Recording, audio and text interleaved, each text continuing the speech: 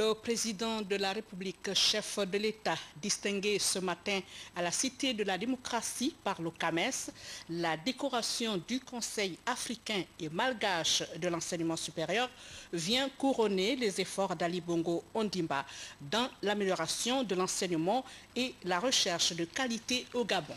Mesdames, Messieurs, bonsoir. Bienvenue à notre principale édition d'information.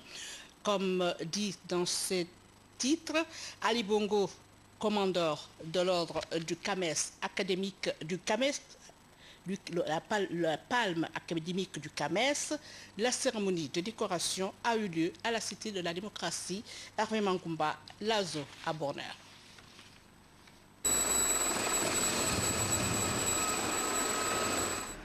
C'est un président de la République gabonaise engagé dans le vaste combat de l'amélioration du système éducatif de notre pays qui a été accueilli ce vendredi 15 avril à la Cité de la démocratie. Ali Bongo Ondimba répond à l'invitation du CAMES, le Conseil africain et malgache pour l'enseignement supérieur. Les membres de l'Ordre international des palmes académiques du CAMES ont unanimement désigné le chef de l'État gabonais comme le défenseur 2011 de l'action académique et éducative en général en faveur de l'intégration en Afrique. Ali Bongo Ondimba est à l'origine de la création d'un prytanée militaire au Gabon. L'école mixte est ouverte aux élèves du continent. Alors ministre de la Défense, l'homme a doté Libreville d'un hôpital d'instruction militaire des armées, un complexe sanitaire équipé de plateaux techniques performants. Il participe à la formation des étudiants de la faculté de médecine de l'Université des sciences de la santé de Libreville. Dans le même élan, une école d'application des services de santé militaire impose son architecture finale face à l'hôpital d'instruction des armées. Pour ce qui est de l'éducation et de la formation, la convocation des États généraux de l'éducation, de la recherche et de l'adéquation formation-emploi constitue le point de départ d'une réforme du système éducatif gabonais qu'Ali Bongo Ondimba veut inscrire dans la dynamique du développement durable. Le président Ali Bongo Ondimba est fait commandeur de l'Ordre international des palmes académiques du CAMES. Visiblement satisfait, le chef de l'État gabonais mesure toutefois la complexité du chantier. Il nous faut donc travailler dur à l'émergence d'une université efficace et citoyenne qui forge non seulement les intelligences, mais aussi les esprits, de façon à changer les paradigmes de développement et les mentalités afin de répondre de manière adéquate aux besoins de nos économies et de nos sociétés.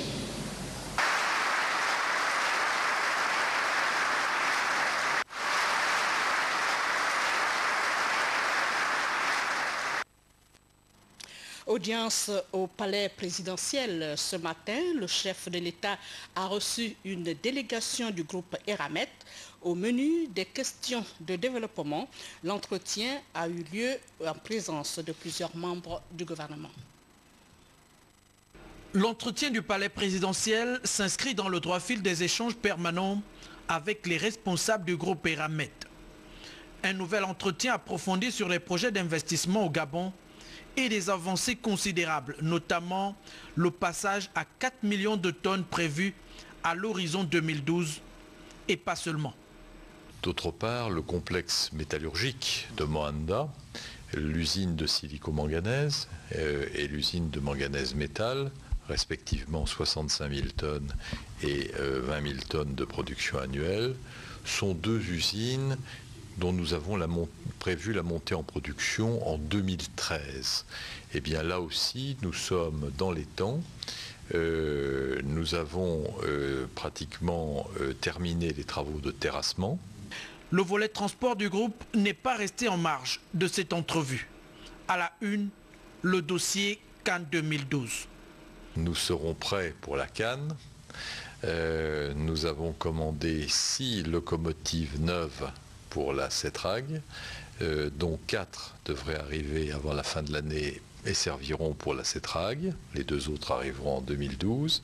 Et puis nous avons commandé également une rame complète pour les voyageurs de 10 wagons qui servira normalement, qui devrait arriver avant fin décembre. L'avenir du groupe Eramet au Gabon, au menu de cette rencontre, laisse donc entrevoir des perspectives de développement prometteuses pour l'économie nationale.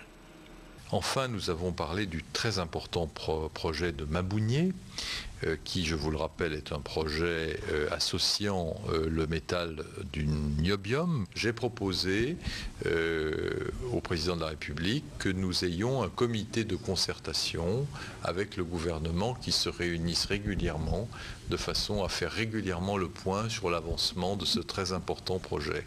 Je remercie infiniment le président de la République, son Excellence le président de la République et le gouvernement pour la confiance qu'ils nous accordent, car nous voulons installer un véritable partenariat de long terme pour un développement durable du Gabon, avec à la fois la composante industrialisation et respect de l'environnement, santé, protection des travailleurs, et avec un traitement social également adapté.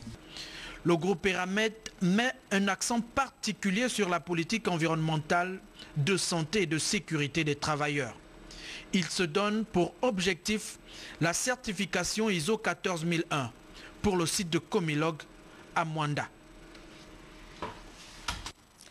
Notez qu'en fin d'après-midi, le président Ali Bongo Ondimba a pris part à la réunion du bureau politique du Parti démocratique gabonais. Cadre de la rencontre, la salle des banquets de la Cité de la démocratie, compte rendu Barthel Boas, Lazo à Borner. Importante réunion du bureau politique du PDG. La rencontre de la Cité de la démocratie offre l'opportunité aux membres du bureau politique du Parti démocratique gabonais de traiter des questions liées au fonctionnement du parti et les problèmes, s'il y en a, qui pourraient miner et gêner, pourquoi pas, l'évolution de certaines initiatives. Le Parti démocratique gabonais étant le principal parti au pouvoir, nous avons un certain nombre de devoirs, un certain nombre de réglages. Vous savez, il y a entre le parti et l'exécutif des passerelles, des instances au cours desquelles nous échangeons. Nous ne pouvons pas, comme l'opposition, nous permettre de crier haut et fort devant les caméras un certain nombre de choses. S'il y a des observations à faire dans le cadre de notre fonctionnement, nous le faisons dans nos instances. Au regard des échéances qui profilent à l'horizon, la réunion de la Cité de la démocratie pourrait être l'occasion pour les hiérarques du PDG, autour du distingué camarade président, de statuer sur le prochain rendez-vous électoral. Toute chose qui pourrait amener les dirigeants du premier parti politique de la République de revisiter un certain nombre de concepts qui sied à l'événement. La solidarité avec le besoin d'agir ensemble, la discipline pour un comportement exemplaire du militant sur le terrain et la détermination pour les victoires à venir. Comme vous venez de le suivre, le bureau politique du Parti démocratique gabonais se réunit ce vendredi 15 avril à la Cité de la démocratie sous la haute présidence du président du parti Ali Bongo Ondimba. Un communiqué final a sanctionné les travaux du dit bureau. Il vous sera proposé dans nos prochaines éditions. À retenir que demain, samedi 16 avril, le secrétaire général du PDG, Faustin Boukoubi, animera à 11h une conférence de presse au siège du parti à lui. Le social à présent, pas de déguerpis sans zone de relogement au préalable pour les populations du 2e et 3e arrondissement de Libreville. La décision du président de la République de suspendre les opérations est salutaire et vient soulager les personnes concernées. Il est désormais question de modification du planning établi dans le processus de délogement des populations du 2e et du 3e arrondissement de Libreville. Son Excellence Ali Bongo Ondimba voudrait dire aux Gabonaises que ceux qui doivent être déguerpis ne le seront qu'à condition que des zones viabilisées avec eau, électricité et air de vie leur soient proposées. Tous vivaient depuis plusieurs semaines dans un stress permanent. Nous soutenons l'action du gouvernement, la manière dont il procède. Nous sommes satisfaits parce qu'il y a longtemps que nous avons vécu en effervescence quand nous avons vu ces numéros. Avec ces populations, l'Omera Kassaga met fin au déficit de communication qu'il y avait autour de cette opération délogement. Quand ils ont fini d'évaluer, il y a la phase d'indemnisation. D'accord? Cette phase d'indemnisation est suivie de la phase de la zone de relogement. On ne chasse pas les gens si on ne sait pas où on veut les envoyer. En clair, le gouvernement revoit son mode opératoire. Si toutes les structures requises sont mises ensemble, nous partirons sans faire de problème. Sensible aux réalités auxquelles font face les populations, le président de la République recommande la méthode dans l'action. Le chef de l'État a donné des instructions fermes au gouvernement pour que ces déguerpissements cessent immédiatement. Cependant, il faut que nous notions qu'il est important de relooker, de réhabiller Libreville, notre capitale, et les villes de l'intérieur. Ouf de soulagement pour les concernés. Plus de 1000 foyers des zones Paris-Dakar, Sorbonne, Estéfo, Montbouet et autres sont frappés par cette opération. Cet échange a permis aux populations ciblées d'être informées sur les nouvelles mesures.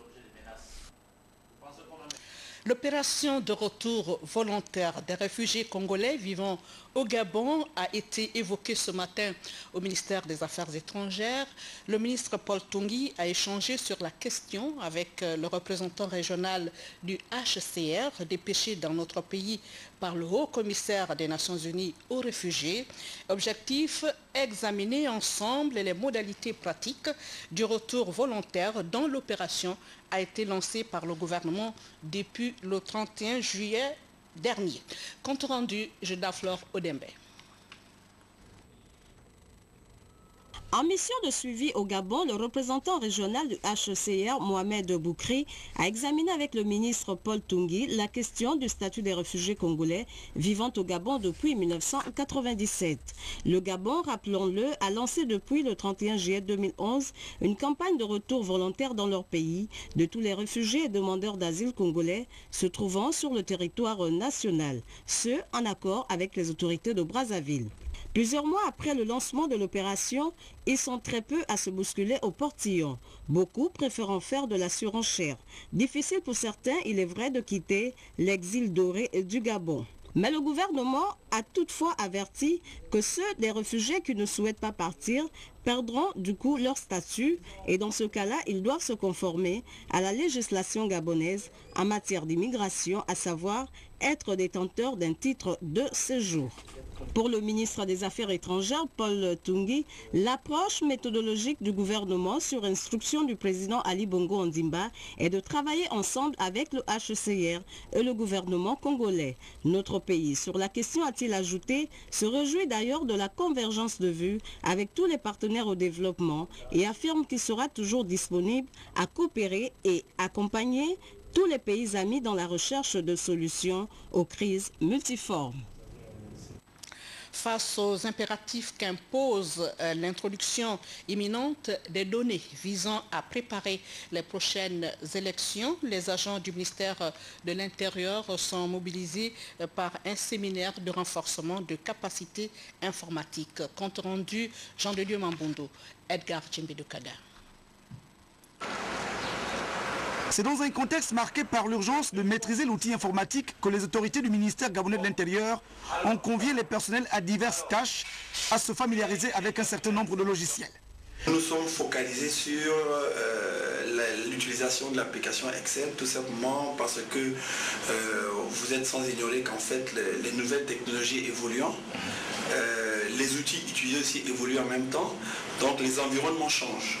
L'obligation pour ces agents affectés aux différents services tient aux spécificités des délicates missions du ministère de l'Intérieur. Nous allons prendre l'exemple des élections où nous associons souvent le personnel aux différentes opérations.